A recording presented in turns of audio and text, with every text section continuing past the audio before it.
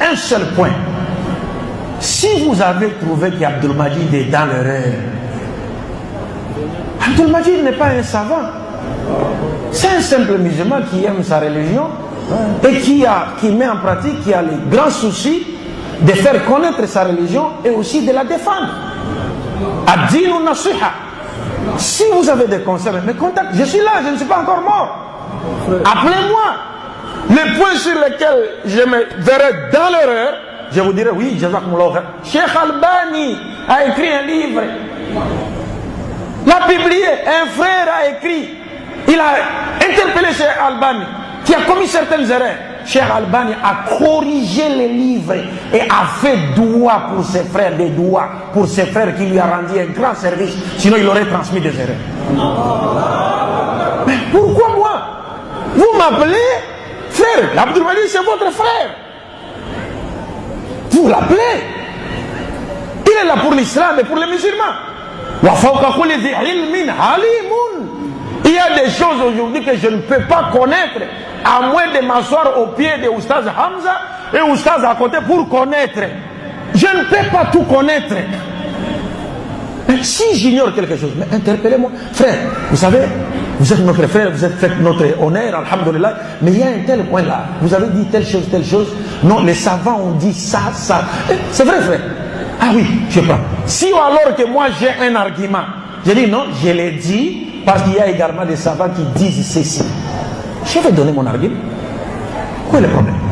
Mais quand vous dites n'importe quoi sur une personne qui ne constitue pas un danger pour les musulmans, mais un danger pour les autres, alors là, je vous considère directement comme ces juifs qui ont comploté avec les mouchirikoun. Vous vous rappelez d'une bataille que les musulmans ont connue à Médine, hein? Ghazwat al-Ahzab. Il y avait des juifs qui vivaient avec les musulmans à Médine, mais qui étaient des mèches avec les mouchirikoun qui étaient dehors. Mais ils attendaient l'attaque des mouchirikoun par devant pour qu'ils attaquent par derrière et mettre les musulmans entre les marteaux et l'enclume pour les exterminer. Mais Allah a détourné leur plan. Si moi j'attaque les autres qui sont devant moi, pourquoi encore vous les musulmans vous permettez de m'attaquer par derrière comme les juifs? C'est absurde ça. C'est pourquoi je dis c'est absurde. Or, ce qu'Abdul Majid est en train de faire par la grâce de Dieu ne détourne pas les musulmans de leur religion, mais affermissent les musulmans dans leur religion, leur donne la fierté d'appartenir à l'islam et plus encore fait de sorte que les autres découvrent l'islam et embrassent l'islam. Où est mon péché? Je termine avec la parole de Cheikh Mohammed ibn Abdul Wahhab rahimahullah.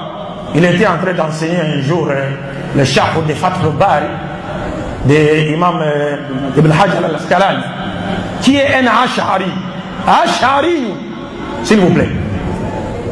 Mais il enseigne tous les shuruh là, c'est bien, mais il est arrivé à un point, c'est par rapport à l'Aqida, il n'est pas d'accord avec l'imam, c'est normal.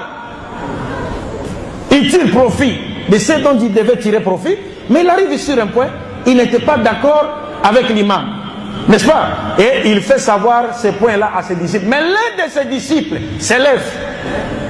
Comment il peut dire ça? C'est un égaré, ce monsieur. L'imam Mohammed ibn Abdul Wahhab rahimahullah lui dit, mais toi qui es-tu, toi?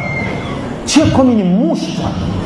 Tu es tombé dans un... Tu es resté toute la journée ici pour écouter de bonnes choses qu'a dit l'imam, et tu arrives seulement sur un point, un seul point, sur lequel nous ne sommes pas d'accord avec vous, avec lui, et vous les taxez d'un égaré.